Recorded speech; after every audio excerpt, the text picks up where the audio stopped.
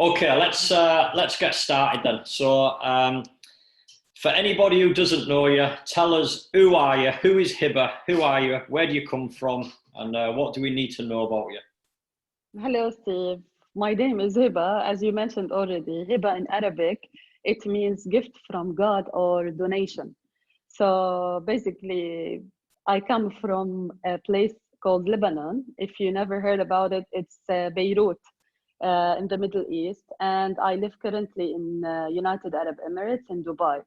I've studied biology and currently I'm holding a position as a Middle East Africa Turkey marketing manager for a respiratory disease.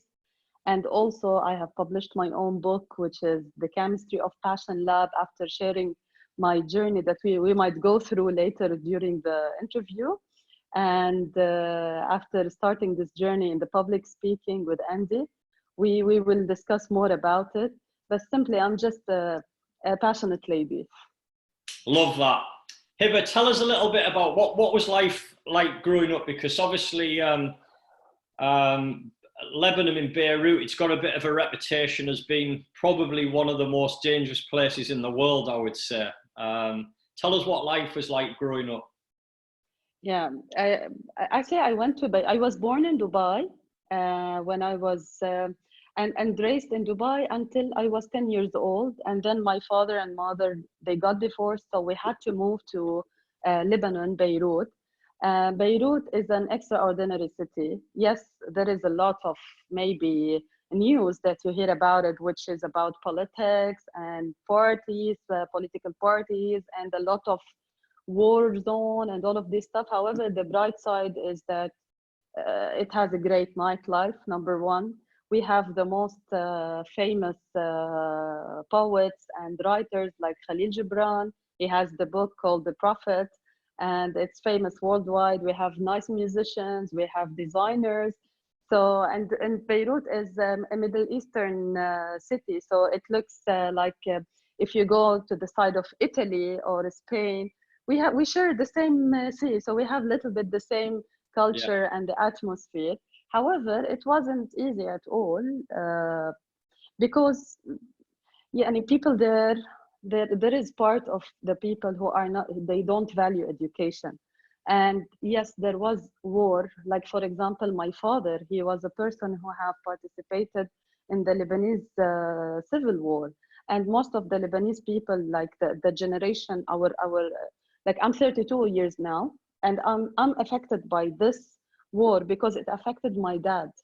It Yeah. made him had serious issues after he was present also for a long period of time. So all of this, the society needed rehabilitation, as you say in English, rehabilitation maybe, Yeah. but it wasn't done. So I took the hard way of reading and I took the hard way of learning more about myself, even though I was there was like drugs were all over the place, alcohol is all over the place, gambling is all over the place, and even if you will find also prostitution on the other side. So if you want to make money, there is a lot of ways in Lebanon to get rich fast. However, if you want to choose the difficult way, you have to be patient with yourself. And on this way, I've faced lots of challenges because, for example, in my family, I was the first lady to graduate from university. So can you imagine? Yeah. Like there was no role model even for us in order to follow. So I had to say, because I always saw that if I graduated, like I will somehow have a sort of a freedom. I will go to Beirut because I live in the mountains in a far city from Beirut, and I will go to Beirut and live my life. I will be able to go out, and my father won't stop me from going out and enjoying life. However, yes, it was difficult because also you will find like financial issues also on the way because my father lost his job and we had to like really be so strict. Like if I need to learn, I need to be very smart and need to get very high grades in order to keep on, like how will my family believe in me that I need to continue university if I wasn't smart at what I'm doing. So from there, it was like a lot of things all over together. It's a complex society. However, it's still a nice place. Yeah. Okay, I obviously, Yeah, when we first met, going back, yeah. how far was that now? 3 years ago, We maybe? met in 2017. 2007. Yeah, it was. Yeah. I think it was probably about February, wasn't it? So it was about three Yes. years ago, wasn't it? Yeah. Yeah. Yeah. And I I always was running remember away. the what? I Sorry. was running away from speaking. Yeah. Well, so was I. It was my first time at the quarterly meets, and I remember being stood by myself, and you were sort of stood by yourself as well, and we ended up getting talking, and we ended up in the same pod.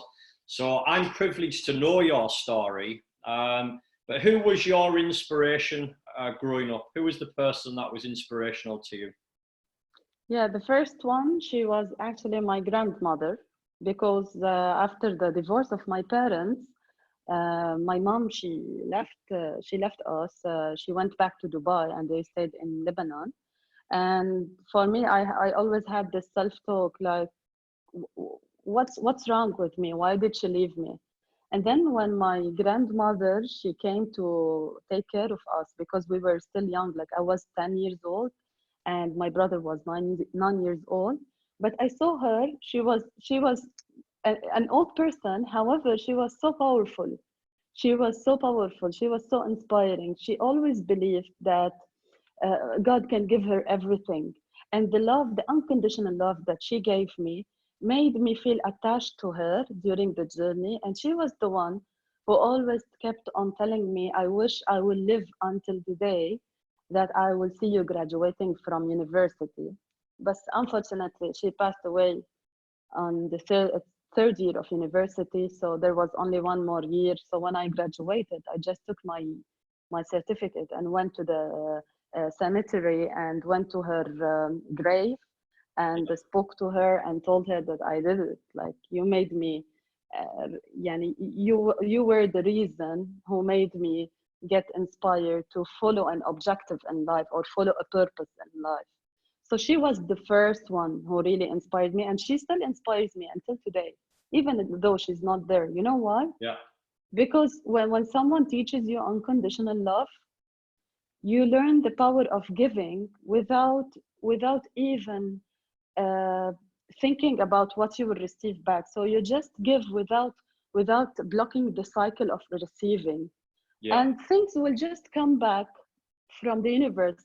Like for example, the I can still remember the day when I wasn't able to join the PSA, yeah, and just feeling people supporting me, telling me that we will sponsor you, just come. This also gives me like hope in life. Like people who I don't know, they are yeah, supporting my dream.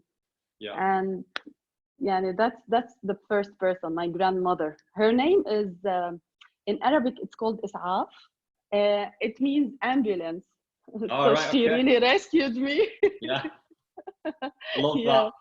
Yeah, yeah, that's the first person. Yeah. No, I love that. So why you? Why education? Why were you any different? Why were you the first one in your family?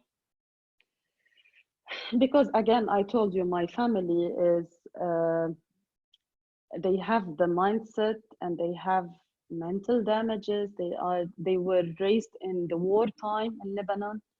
It's the time where yani, everyone was busy with the war, so no one was studying even. So, for example, the highest grade was a person in the secondary school. Like that's the highest thing that you can get, even before secondary. And they didn't value the education because, first of all, if you are in survival mode, okay, Yeah, and coming out of war, the first thing you will think about is just how to stay alive, right? You yeah, won't think about some like how there was no vision. Like if someone will study or continue studying, okay, this will not get them food, this will yeah, not get them money, and they also had to protect themselves from maybe the war will come back. What shall we do? So people were a little bit, they had narrow vision. yeah, They couldn't see more than the day or the tomorrow, which is having a very horrible past that they lived in. So they didn't know another way in Yeah. life. So they came, so my family, they were grouped together. They were only working. My father, he started working when he was 13. My uncle, maybe as also the same age. So this, like my family, all of them they started work early, and because of the also war. So, but the only thing is that even though my father, he was a result of a damaged personality because of the war. However, he kept on, like he kept on telling me that my future will be good, but without being specific. Yeah. He tried somehow to paint this picture for me. But this is life. That's why I hate war. That's why I hate war. Yeah, and you want to do Um, something about that, don't you? I remember when we were speaking. I forget. Was it Heathrow the last place? It probably Heathrow or Gatwick or something, wasn't it? Gat Gatwick. I Gatwick. That was the last Yeah. one. Yeah. And Yeah. what is the dream around that? Because are you still passionate about that with what? The thing is that in the part of war, I wish I can, like, I started a little bit digging about the people. You know, there are some societies who have to move, like we call them refugees, who have to move from their place, okay, where the war, like for example, in Syria, it's still war zone until today. So there are some families who left their countries in order to stay alive, but but they are being raised in tents without even education. So I'm thinking of the alternative route to help them get educated. Like for example, the formal education won't make them any difference, you know, because it won't. We cannot build the schools. There is not enough resources or not any enough mechanism. What we can do is that we can create change groups in these societies in order to help them get empowered and make them feel that they are different, yes, however they can be inspiring with their stories, and deal with the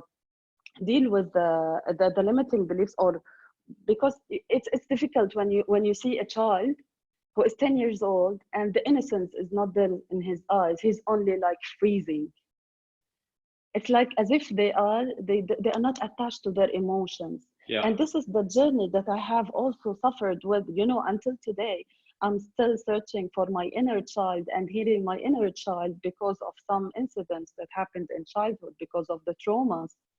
So all of these issues makes a person get detached from it, and makes, and it's non-human. It's Yeah. non-human. But only education and consciousness would help people. We have to fix the full generation.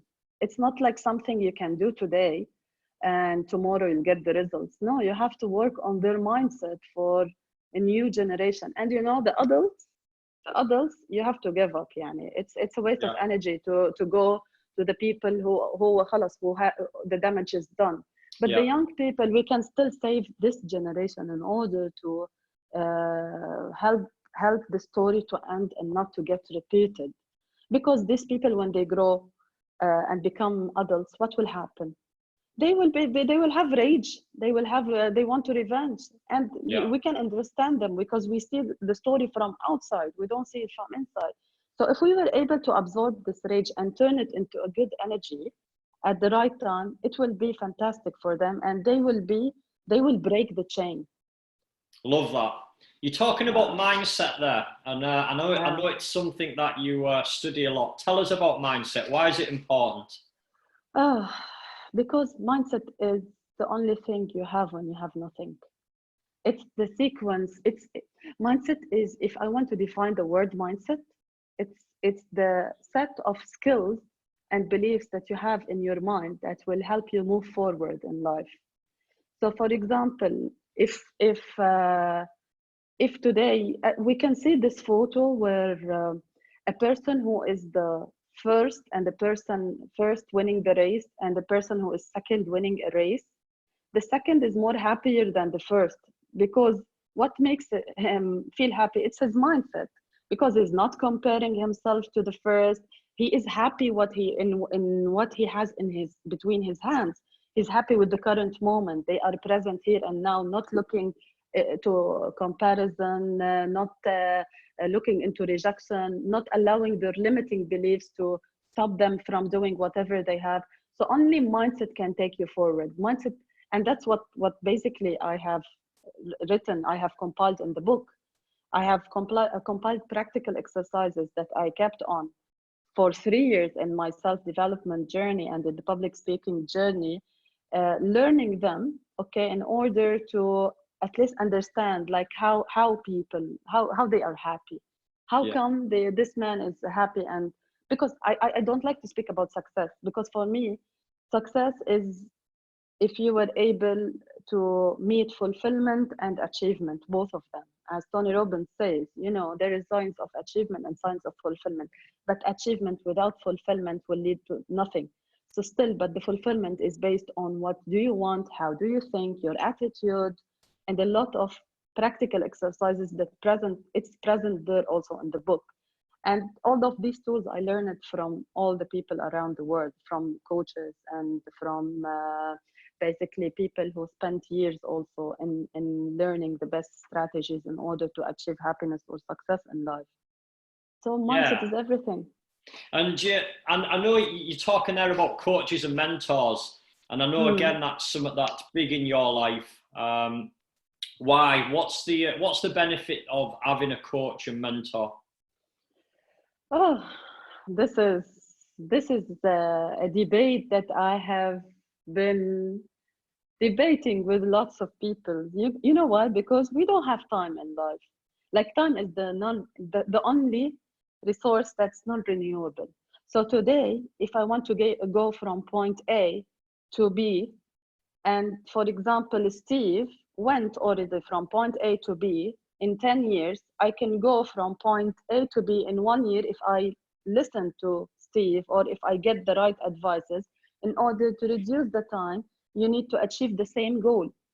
So for example, if anyone wants to achieve anything, he could find a role model or a coach in it, and he could have the same results in less time and in the best way instead of making mistakes and trying different. Okay, because if you want to try on your own, go ahead.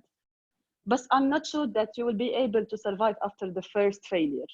You know why? Yeah. Because the human beings, we are designed in a way that if we don't see the reward, okay, we won't be able to continue. So how will you be able to coach yourself in the hard times, especially if you're just starting? For example, you are I know you are an expert in property and real estate as far as I remember. Yeah. Okay, so for example, today if I want to invest and buy a home which will make me money later, shall I go and do it on my own, or I will come back to you and ask you what is the best way to do it? I will save time. Yes, I might invest in you. However, I will save more resources because maybe there is some regulations, some laws that I don't know, some things that I'm not aware. You are the expert. So it's better always to have this supportive system in order to reduce the time, cost, and also achieve your results, because you will not live forever. There is limited time for everyone. So from my point of even if you get a coach and you don't learn anything, at least you will achieve, like, at least you will have the basics and the terminologies from him in order you will have a good starting point to search from. Yeah. At least.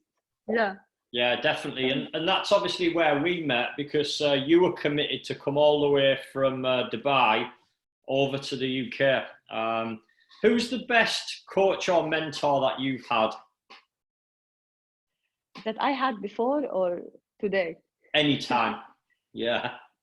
I used to think, because at the beginning, when you are still in the sponge phase of life, where you absorb everything around you, you seek role models. So you start looking into human beings. So you start, first I saw Tony Robbins. And then I saw my coach, for example, Jean-Pierre de Villiers. And then I saw Andy. They are all like the best coaches I learned from. However, I cannot keep them with me all my life, right? Yeah. So I have created my own mechanism in order to see always, like to have a coach, which is what, like whoever I sit down, wherever I go, I just try to learn from every person around me, from every single conversation. So I coached myself to become, first of all, the parent of myself. So I always put myself in a position like if Hiba was the father or mother of Hiba, what she will do. Yeah. Okay. And if, for example, if I see any other person, he has some value to learn from, I will just listen. Okay. So basically, today I can say I reached a level that I'm able to come out of my body and experience my own coaching system. However, I can still rank Tony Robbins as number one. Yeah. And that's because he have some peace in my heart, like I Yeah. cannot deny it. However, but simply life is the best coach. Yeah. Love that. What's your Yeah. greatest achievement that you've had? What's the greatest achievement you're most proud of? Ah, that's a very deep question. It's Yeah, a it very is. simple one, but very deep question. Today, today I'm so proud that I'm able to express myself authentically, my beliefs, communicate my boundaries. Uh, يعني, finding yourself through your passion, through whatever you're doing, healing yourself, and healing is not like something that will end, okay? But every day keep on mentoring yourself, and every day keep on watching yourself, and just telling yourself like, how would I do better if I was in this situation again? And raising the voice of authentic person. Like before, I used to numb my feelings. I used to, if someone makes me feel bad, I never told them, and I allowed them to do it. I never expressed my true feelings. Yeah. But now today, the most amazing thing is that I know how to say no, and one in a polite way, not in a way that makes people think that there is something wrong about you. And I'm proud that I did not give up on life. Love that. What's the biggest challenge that you've faced and why? And how did you overcome it? You mean challenge business wise or like in In love? life. In life. In life. Oh, that's also again another. If I will go back, uh, the loss of my grandma was the first. Yani, when my parents divorced, I was still young. Yes, I had the negative self-talk. I couldn't express it because no one have told me anything, and we were never taught how to express yourself. However, I was able to cope. But when I lost my grandmother, that was the first challenge in life because it was like for me, she was the only one that made me feel good enough. Yeah. So that was the one. Yes, I went into alternative coping mechanisms. I went to someone, I can call him my ex-lover, or because I don't like the word boyfriend. Okay. He yani, I searched for someone else to make me feel good enough, which is wrong. Today we know that you are the only one. You have to love yourself, and you have to uh, be the one who validates yourself. You don't need anyone for validation. However, I went through several coping mechanisms. I have abused a lot of substance and alcohol for a long period of time. However, that's where I made a decision that I have to move out from Lebanon. So Yeah. that's where I started over again in Dubai. And it was challenging because again, you are in with zero energy, with low confidence. All what do you have is graduation from university certificate, which is nothing because life is the skills, you know how to use them, and where. But I had a strong motive to build myself again. That was not easy. However, I had the momentum. The second challenge was when I reached the phase in the corporate life, the phase that I have achieved a lot of what rewards, and Yeah. I've worked in most reputable companies. I have done a lot of things. I had a lot of money. I had everything, but I still felt miserable. So the challenge was what to do in order to stop this feeling. Like I'm not happy. I didn't have a clue on what to Yeah. do. People usually think that you come to Dubai and to earn money and to live this life of luxury and all of this stuff. However, no, it's not that way, because at the end you will feel miserable if you don't identify a purpose in your life. And the challenging point that was where I took an impulsive decision to resign. Love that. Yeah, that was a challenging. Yeah, I stayed, and after that I followed my passion in learning public speaking.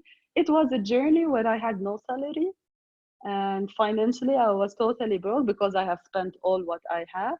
However, it paid me back because I kept on the same goal, which is I want to become an influential speaker. I want to become an author. And still, I said, "Khalas, I will change the strategy, but I will keep the same goal." So I kept on hanging to the public speaker Yeah. university.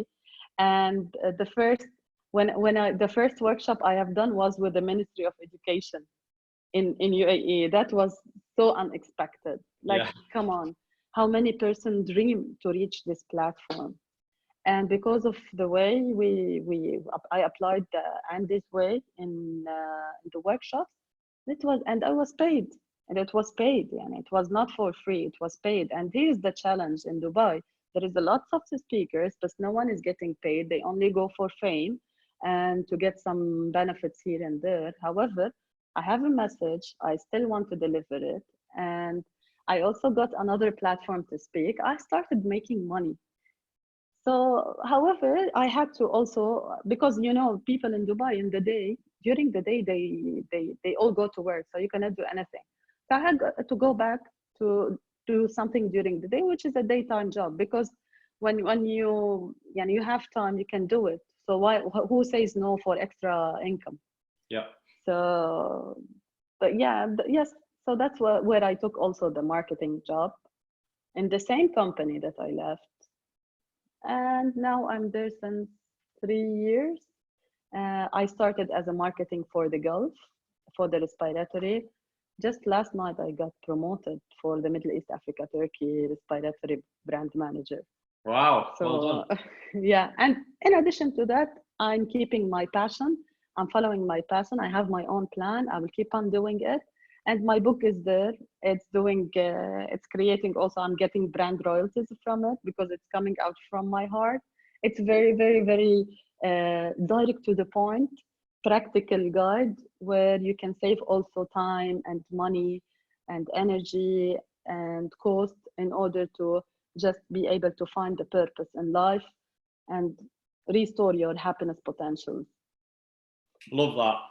What was the rewinding back a little bit? What was the Yeah. trigger point? What was the thing where you thought enough, and you moved from Lebanon to back to Dubai? What was the trigger point? What was that? What was that low challenging point that where enough's enough? This is a. I will give you a hint, and I know the audience will be smart enough to pick it up. The thing is that my ex-lover, he was caught up in something which is very horrible legally. So I had to make the decision to move. So I either stay there and get involved in it, or I have to move and start all over again because I was so weak. I couldn't leave him even when he went back to the jail, for example. I couldn't leave him. I still kept on calling him and still in this relationship. So this relationship brought me to the rock bottom, as they say, and I couldn't feel any way to survive there because it's like fear is all over me. I'm afraid to go back and get involved with him. I'm afraid that my life will go in a direction that I might be present also. And you know, when Yeah. life is going to end in that horrible way, you have to. This is like it's pushing you Yeah. to start a new life. That's the point. And my dad, by the way, he locked me. I know this is special for the group, so I can share the secret with you guys. Like my dad had to lock me for 6 months at home, and in order to keep me safe, because he can't trust me anymore that I can go out. And my brother, he came to Lebanon for a visit. He was in Dubai, and he saw me. He said, "You have more potential than being locked in a room. So I'll take you back. I'll take you with me. I'll take you this responsibility, and I'll give you a chance." So that's the point where I came to Dubai with him. Love that. And what are you doing now? So you've gone from that challenging time. You're now speaking. What's the goal? What's the vision? What are you doing now? Uh, First of all, I'm using public speaking in every single thing in life. So whenever I visit, like for example, I do training also in my company for selling skills, for soft skills, presentation skills. I also teach sometimes the strategic thinking. I give brand product knowledge. That's in order to convince them. So you have to have extraordinary skills, or you have to open up their mind in order to convince them with the product, so that people could be take this energy to the HCPs, to the healthcare professionals. So first of all, I'm using public speaking in every day in my life, and that's where the most, like, we can say 70%, 75% of my time is there and at work. Yeah. On the other side, on weekends and on nights, also like evenings, I spare some time either to have a clients one-to-one, okay, or respond to, for example, small group workshops, like I speak about the book, and I share with them the story, and the people, they get interested. They either buy coaching sessions about to help them, to guide them on how to fulfill their passion, and how to have a purpose in life, and what's the mindset in order to move there, or they either buy the book, do the practices on their own. And I also attend I get invitations to attend seminars. For example, the last good news that happened is that the book club in Emirates, in UAE, they have, I suddenly, like, whenever you follow your passion, things start happening on the way just by being focused. So they called me to attend the anniversary, the fifth anniversary. And it's an Arabic book club. I don't know how someone from the workshops heard about my book, and that they just invited me, and they gave me an honoring certificate on the stage. And that's something that's nice feeling. Yeah, That's a definitely. good feeling, because you see your dream coming true, and you see people getting impacted, because a lot of people, for example, they wish to write a book, however they don't complete it, or they don't even start it, and it stays in their mind. So I didn't want to, after my uncle, he went through this coma, until now for 1 year he's in coma. I just made this decision that I don't want to die with all of this data here. I want to share the practice with people, and that pushed me to continue publishing the book. And it's published with Austin Macaulay, which is well-known publishers in the region here, and there is a base for them in London. And that's it. Brilliant.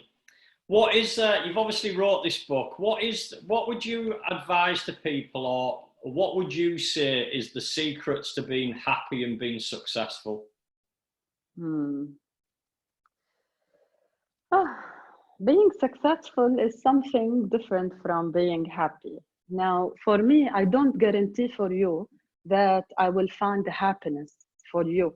However, I will show you the way and the mindset that will uncover the places or the zones or the zones in your brain or in your life that will give you happiness feelings. Happiness is not something that I can find it for you. I can give you tools, okay, and you have to go through and do the inner work and practice the processes that will help you uncover the authentic you, okay, in order to become back this child who was happy without thinking about anything. Yani that's the thing. So being happy, uh, it's not something easy. You have to do inner work. You have to go through practices. You have to face yourself. You have to be brave, okay, to be happy. Happiness is not for cowards. Happiness is only for brave people, Yeah. because they will be brave enough to show up in the world and being open and curious for what life will give them. And being successful is another thing. If you want to be successful in anything in the world, simply my only advice: find someone who have done it before and either get mentored by him or read the books about it or read the topic. How did they do it? And you will just simply become successful. It's not that easy. However, you have to do self-enrichment in that area.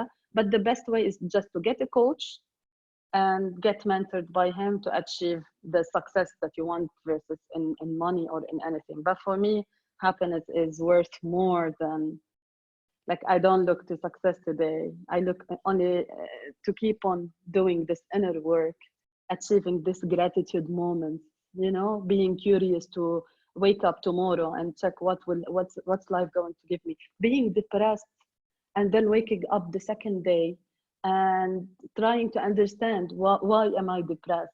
Even depressed people, they have a purpose, because they have to hang on to find these moments of gratitude and happiness in life. Yeah. So simply, that's a quick advice. Hiba, I don't know if I've asked you this, around your religion. What's your takes? Are you a spiritual person?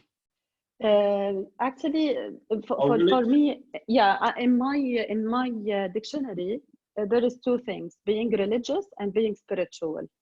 Being spiritual is something, any practice that helps you fulfill your spirit or be in your spirit. Yeah. And that's nice, because it takes me to yoga, it takes me to meditation. So if you want to call me a spiritual person, yes, I love to live in spirit. I love, because without if I'm not in spirit, my eyes won't glow. No one will feel anything from me around Yeah. me. So being spiritual is yeah, I am a spiritual person. And on the side of religion, I'm proud to say that I'm a Muslim lady. I'm not I'm just a person who takes her religion and dig deep. I try always to find the best practices in my religion.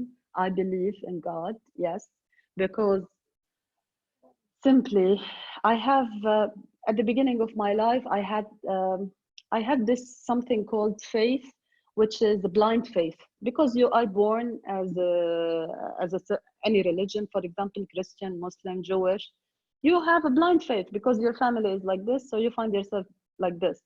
However, when you grow and you start facing life and challenges of life, you start questioning: is there really mm, someone? Is there God? Is there Allah? Is there a universe, or whatever you can call it? And here I have discovered through praying, for example.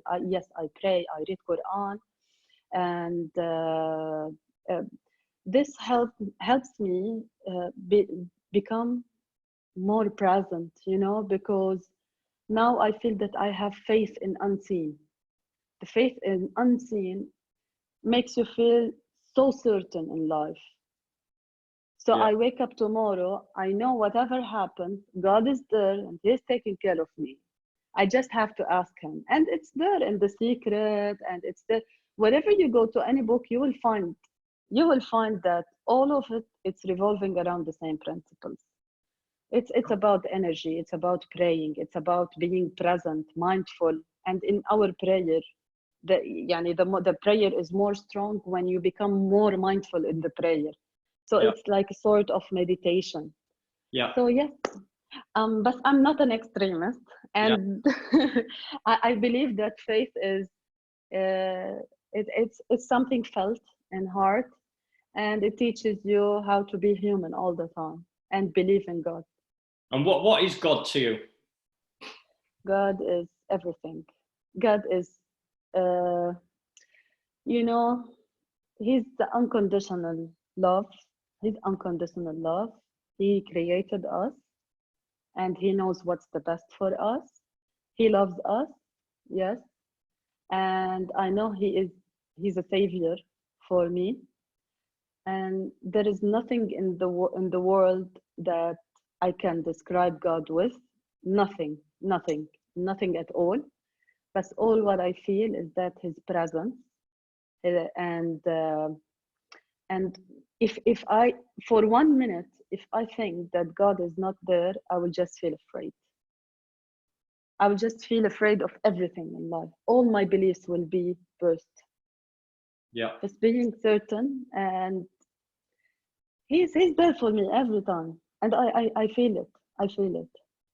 Yeah, it's interesting you said the word love, because that's what Albert Einstein recently, I don't know if you've seen that Oh, letter that he wrote to his daughter, where he was on about his most famous equation, that E equals MC squared. CQ, yeah, Yeah, and yeah. he talked about that everything was love. It's a great poem. Well, it's not a Oh my. poem. It's a message he wrote to his daughter, and he didn't want to announce it while he was alive. Mm, And he basically said, announce it when you think the time's right.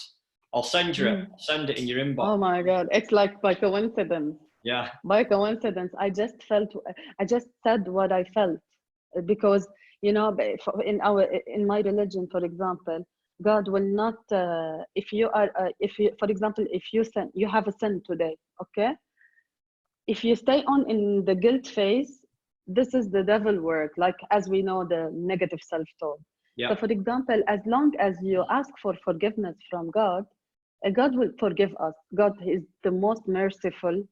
Yani no one has his mercy. Even for example, now my father, he is in stage 4 in his kidney disease. Okay, so now in the corona situation, in COVID-19 situation, he is in Lebanon. There is no flights. There is nothing. His kidney is failing. At the beginning, at the first moment, I started crying. But how could I continue my life? Because I just closed my eyes and I said, God, he's in your hand. I will not have more mercy on him than you. So Yeah. I just gave this responsibility to him. Why I have to worry about all the world?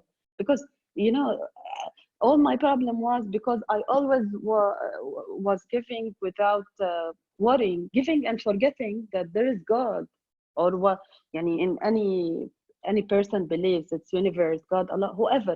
My advice to anyone, in whatever you believe, just strengthen your belief in it, simply.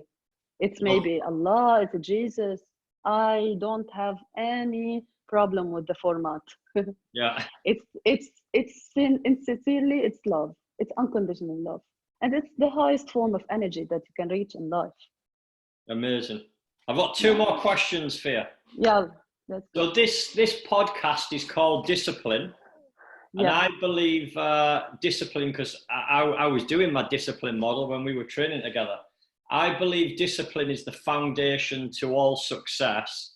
What discipline have you applied in your life to take you through those challenges and get you where you are? Hmm. What's the disciplines you you applied? know, I don't have.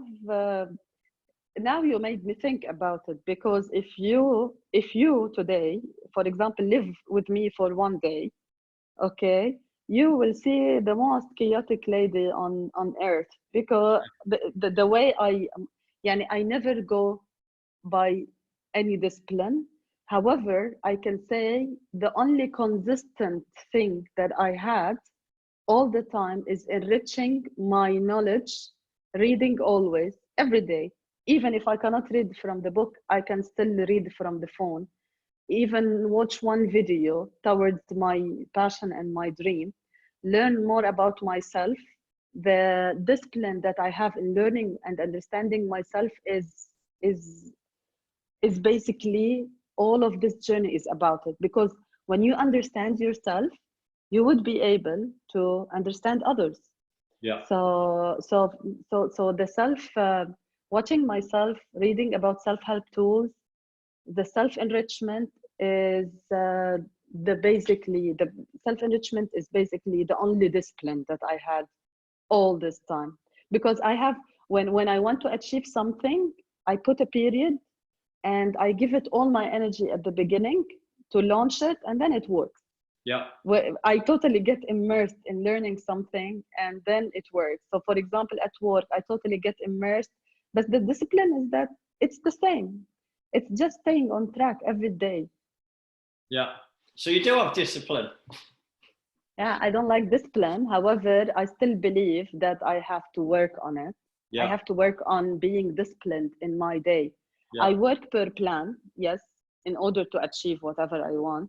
However, I need to develop a discipline, for example, for example, to have videos every day on social media, to keep on creating content every day. Yeah. This will, yani, I know that if I apply this in a disciplined manner, if I'm disciplined and committed, I will achieve more results and I will get more results. However, I don't want to stress myself, but I believe that all successful people in life have in common one thing, which is called discipline. I totally agree with you. But it's for me, I'm an ADHD, so it's for me an area to develop. So you can coach me and teach me on that. Yeah. Love Yeah. that. Okay, last question. Yes. And this is going to be the deepest one of all. Okay. Yeah. We're fast forwarding now, and it's Hiba's funeral, and your close family members are there, close friends, work colleagues. What do you want to be remembered for? Love, giving, love, inspiring. You know, when I don't want to have this to attach it to if when you told me this, I visioned a picture in front of me which made me feel full of gratitude. Yes, I didn't accomplish whatever I want in life. However, I know until now, until today, that I have done a lot of things in life that at least people, when will they will stand on the grave, they will say, they will pray for me, they will pray, they will ask God to forgive me for whatever I sinned, because I was a good person, a good spirit. But if you would look, I would like them to feel, you know, opera, right? Yeah. I would love to be the Arabic opera. No one is like opera, 100%, and I will never be like her, I'm sure. But I would vision fast forward myself being the Arabic opera, and I believe I will achieve it because I will work on it. Yeah, I'm working already. It's work in progress. I just want to do similar things and create more ripples in our part of the world. But لا, I will be sad watching people crying and all of this stuff. However, at least I will be fulfilled that I have done my job. There is a lot to be done. But I want small kids to look at me in my grave and feel happy that they have this role model in their family or their friends to have it. Yeah. I've loved that. It's something it's really not only deep question, it brings your emotions to the surface, which is like, oh, I'm not ready for this yet. Hiba, I've loved that. I'm going to stop the live.